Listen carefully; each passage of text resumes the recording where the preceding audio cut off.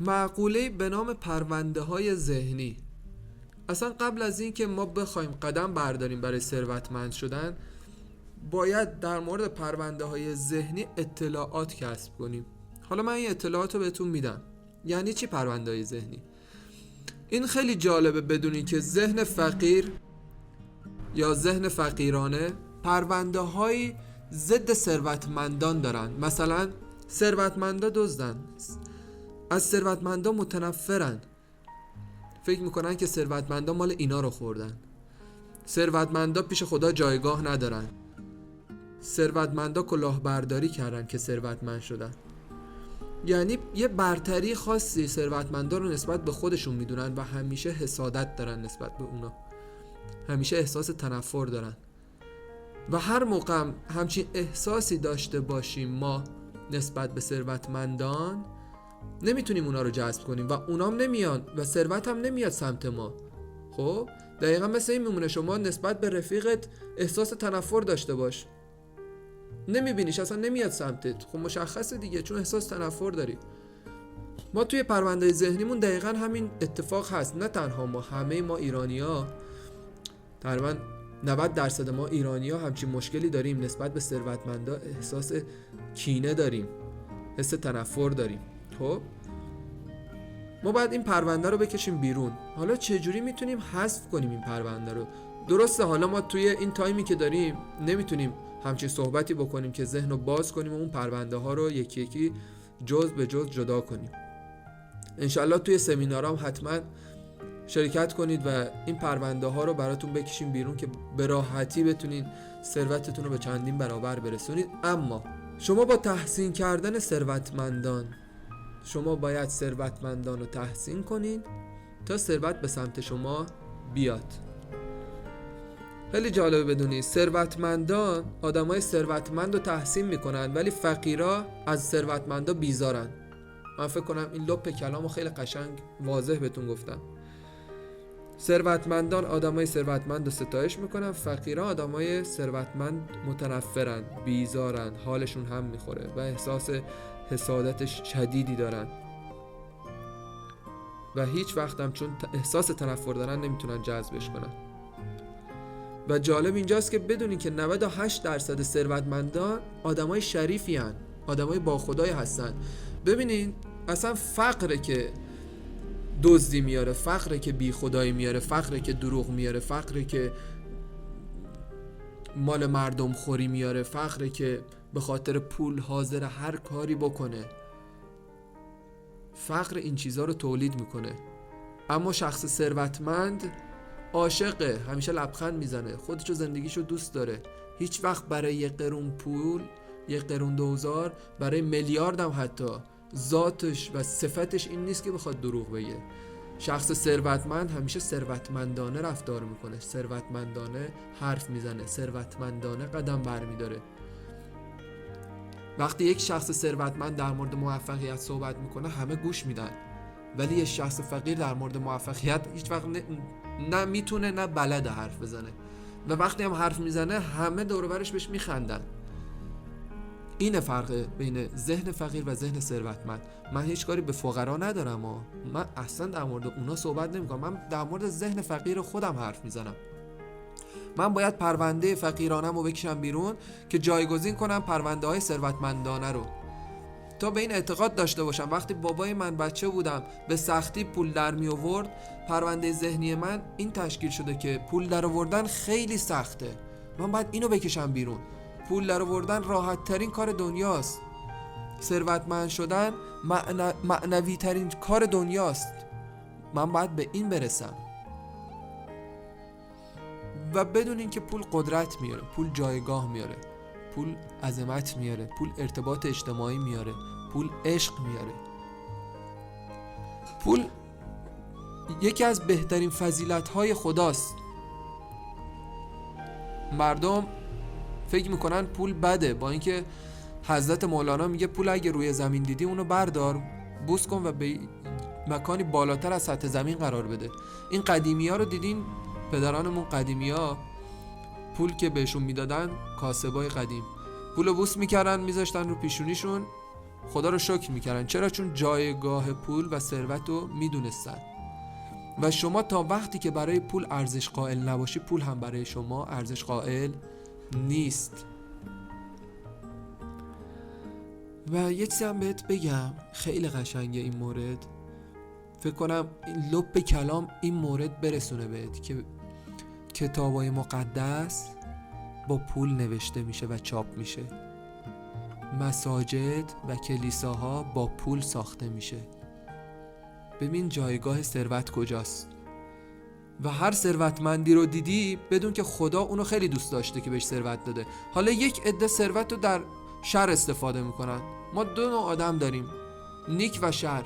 یک عده از قانون استفاده میکنن. ثروتمند، دوست من، ثروتمند شدن یک قانونه.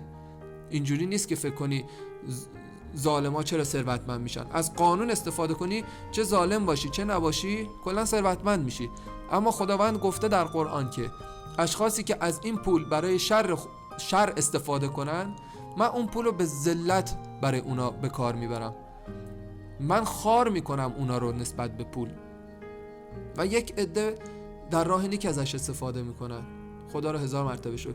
ما در فقر هم همینو داریم. اشخاصی هستن که فقیرن و دزدی میکنن و در راه شر از اون فقرشون استفاده میکنن، مال مردم رو میخورن، دروغ میگن. و عده‌ای هستن که فقیرن، نماز میخونن، کار خوب میکنن. ببین دوست من، فقیر و ثروتمند، آدمهای خوب و بد، بحث این نیست. بحث ذهن فقیرانه هست. دوست من آدم فقیر میشناسم که 10 برابر از آدم ثروتمند خیلی خوش اخلاق‌تر، خوش رفتار، اصلا دوستش داری، اینقدر انرژیش خوبه این. ولی چی؟ پرونده مالی اون تا برجی 3 میلیون تومان بیشتر از اون گناه میدونه. فکر میکنه جایگاهش پیش خدا خراب میشه. تمام.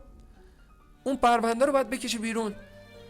باید حد مالی خودتو از 3 میلیون برسونی 30 میلیون، از 30 میلیون برسونی 3 میلیارد، هر چیزی رو 2 برابر.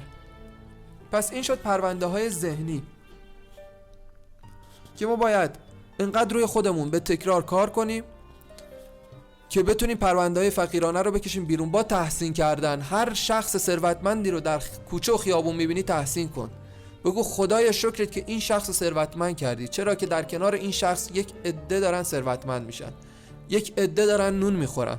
ماشین خوبش رو دیدی تحسین کن ماشینشو، چه ماشین زیبایی، آفرین به تو. دوست من هر چی تحسین کنی میاد سمتت.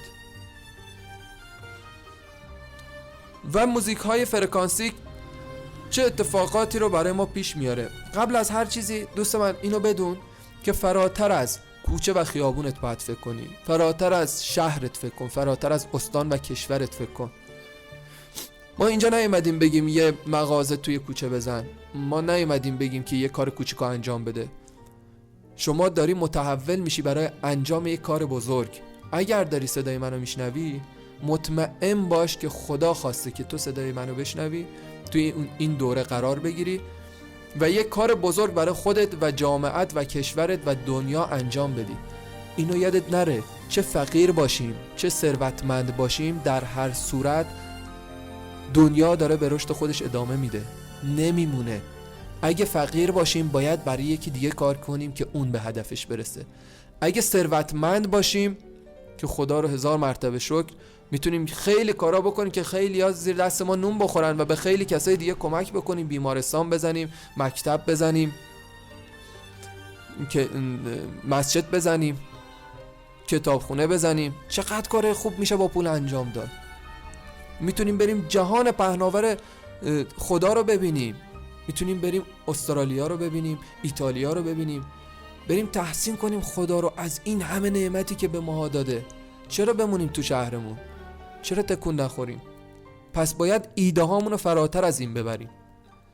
ازت خواهش میکنم که از امروز به بعد تفکراتتو تغییر بده، ذهنیتتو تغییر بده. هر شغلی که خواستی شروع کنی به این دید شروع کن که گسترشش بدی، نه اینکه شروع کنی حالا ببینی چی میشه. نه، وقتی حالا ببینی چی میشه هیچ اتفاقی در زندگی تو نمیفته. هر طوری فکر کنی همونطوری جواب میگیری. وقتی شما به کائنات میگی حالا من این شغلو بزنم ببینم چی میشه، خدا و کائناتش هم میگه خب حالا بزن خودت ببین چی میشه. وقتی که به قدرت نامحدود خداوند اعتماد داشته باشی، مطمئنی به هدفت میرسی.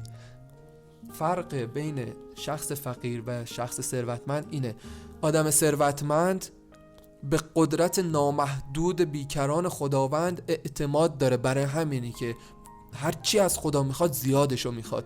ولی شخص فقیر نه به خودش اعتماد داره نه به خدا. نمیتونه اعتماد کنه به خدا که بره یه کاری رو شروع کنه بعد خدا بهش پول بده.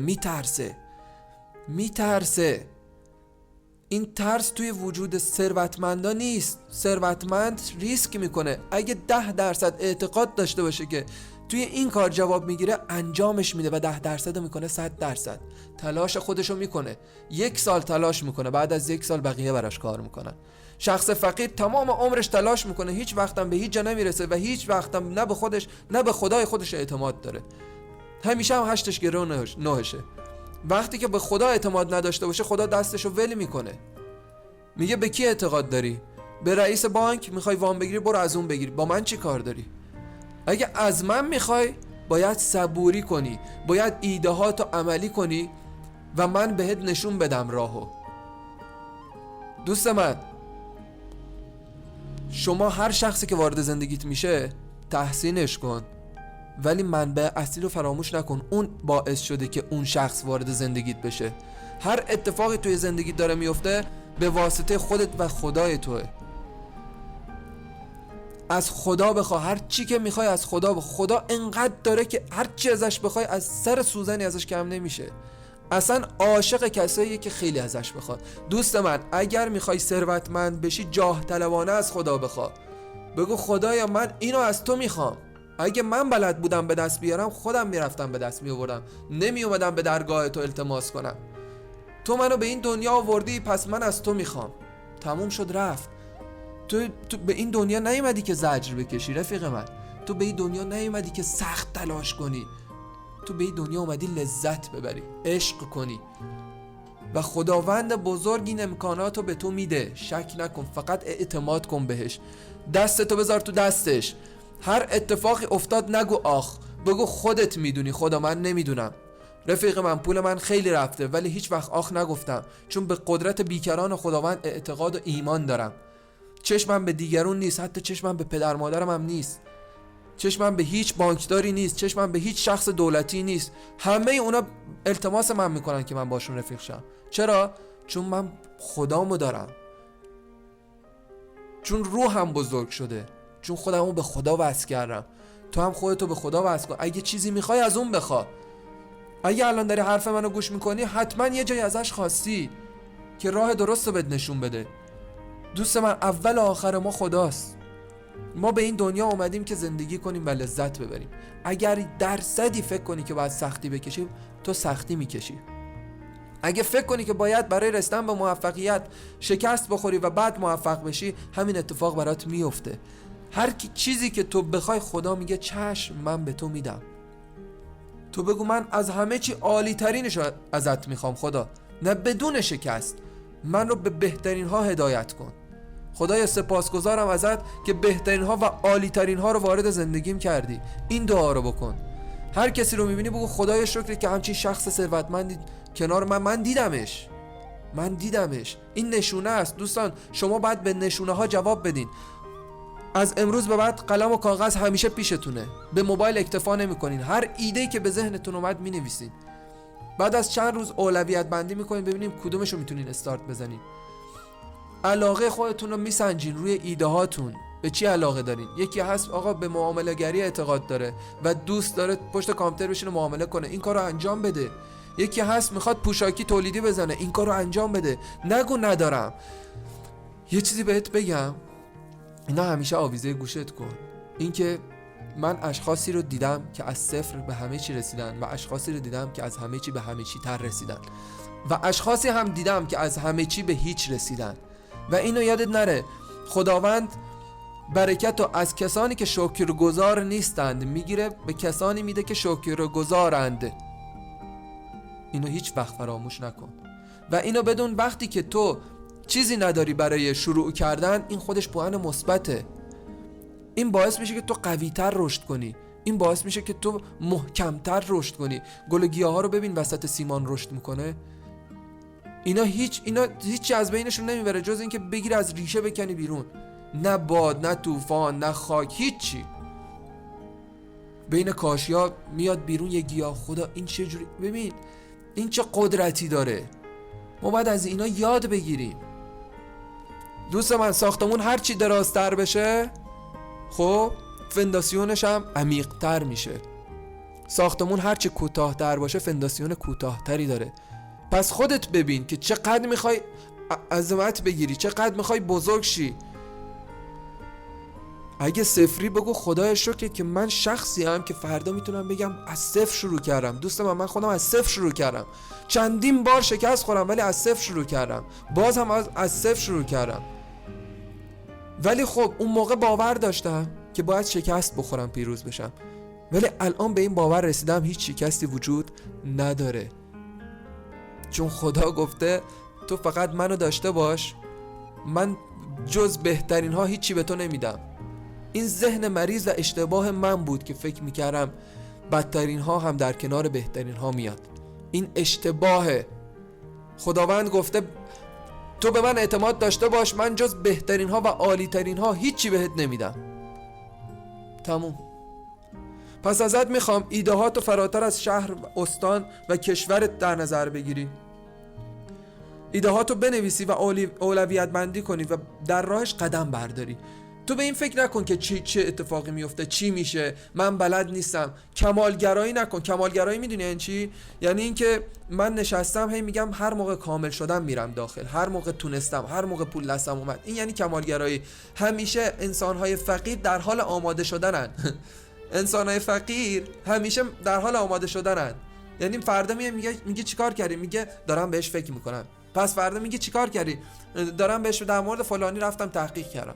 بابا آدم ثروتمند با کله میپره انجام میده، چون اعتقاد داره به خدا و میدونه که وقتی خدا گفته تو قدمتو بردار، بعدی رو من بهت نشون میدم. اونا به این باور دارن. تو هم باید باور داشته باشی. تو که از امروز قراره باورهای اشتباهتو بشکنی، پوشه های فقیرسازتو بیرون بریزی، آتیش بزنی، قراره از خودت یه ثروتمند بسازی. قراره اینقدر ثروت داشته باشی که غیر قابل شمارش باشه. خدا توی قرآنش گفته بنده من ثروتی به تو عطا میکنم غیر قابل شمارش. غیر قابل شمارش. پس از شما خواهش میکنم اینقدری که به خانواده، پدر مادر، اینقدری که به دوست، اینقدری که به رئیس دادگاه، رئیس بانک اعتقاد داری، 1/1000 رو به خدا داشته باش. این 1/1000 پله به پله زیاد میشه. حضرت عطار داشت به حال خدا گریه میکرد. میگن یا عطار چرا گریه میکنی؟ میگه به حال خدا. میگه چرا؟ میگه آخه همه چی دست خودشه ولی هیچ کس بهش اعتمادی نداره. همه چی دست خودشه ولی هیچ کس بهش اعتماد نداره. خیلی عجیبه، خیلی عجیبه. میدونی چرا؟ چون نمیبیننش، چون به قدرت غیب، به علم غیب اعتقاد ندارن. اول قرآن گفته دیگه، گفته این کتاب برای کسانی هست که به علم غیب اعتقاد دارن. اگه نداری ببوس بذار کنار، اصلا نخون. مثل همه مردم ایران که قرآن فقط میبوسن میذارن کنار، نمیخونن، چون به علمش اعتقادی ندارن، چون نمیدونن چی توشه. اگه به علم غیب اعتقاد داری، اگه به خدا اعتقاد داری، دوست من دنبال معجزه نباش. خداوند تو رو به سمت معجزه هدایت نمیکنه، ولی وقتی شخصی باشی که به خداوند تکیه کنی، هر اتفاقی تو زندگیت یک معجزه است. انقدر این معجزات اتفاق میفته که تو به معجزه خداوند عادت میکنی. ازت خواهش میکنم دنبال سکه از بالا افتادن نباش. خداوند به صورت واقعی به تو راهو نشون میده. اینا توهماتش ذهن فقیرانه است که طرف شانس آورد، طرف پولدار شد، طرف آدم فقیر. یه چیزی بهت بگم، آدم فقیر همیشه دنبال لاتاریه، همیشه دنبال بخت آزماییه، همیشه دنبال شانسه. ولی انسان ثروتمند اصلا شانس رو قبول نداره. میگه من خدا رو دارم، خداونده که راهو به من نشون میده. راه قوی‌تر و راه مستحکم‌تر رو انتخاب میکنه تا راه دیمی و الکی و فنر شدن. یه روز بالا یه روز پایین، نمیدونه زندگیش چجوریه، یه روز ناراحت، یه روز غمگین، یه روز شاد، اصلا نمیفهمه چی میخواد از زندگی. اینجوری اصلا نباشه. و شمایی که داری فرکانس ثروت رو گوش میدی، دوست من، از امروز به بعد باید به این فکر کنی که از اطرافیانت یک سطح بالاتر قرار گرفتی. چرا که فرکانس ذهنی شما دقیقاً در مدار ثروت قرار میگیره. یه چیزی بهت بگم، با کسی نگردی که بشینه از ثروت بد بگه، بشینه در مورد ثروتمندا بد بگه، بشینه از کرونا، از اخبار بگه، از هر چی کانال اخباری خارج شو. ازت خواهش میکنم یه چیزی بهت بگم، شما میل به ثروتمند شدن داری، اما ذهن ناخودآگاهت بهت اجازه نمیده. هر چه قدم تلاش کنی بهت اجازه نمیده. ما درسته با موزیک فرکانسیک داریم چند برابر سرعت شما رو افزایش میدیم، اما کاری نکن که جلوش صد بذاری. ازت خواهش میکنم 1 هفته، 2 هفته، 1 ماه قید دوستای بعد تو بزن. مطمئن باش اصلا اونا خودشون خارج میشن از صحنه زندگیت. اگه میخوای عقاب باشی با اردک‌ها شنا نکن. اردک‌ها خودشون طعمه شکارچی‌ها هستن. با عقابا بپر. خودت یه عقاب باش که دیگران بخوان با تو بپرن.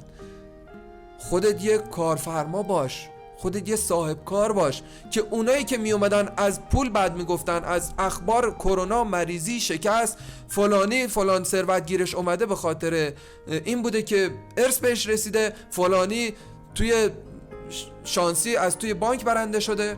اگه اونو میخوای برو با اونا بگرد. اگه نه میخوای یه شخص ثروتمند، مقتدر، خلاق، قدرتمند، با ارتباط اجتماعی بالا باشی، خودت باید باشی. باید رو خودت کار کنی.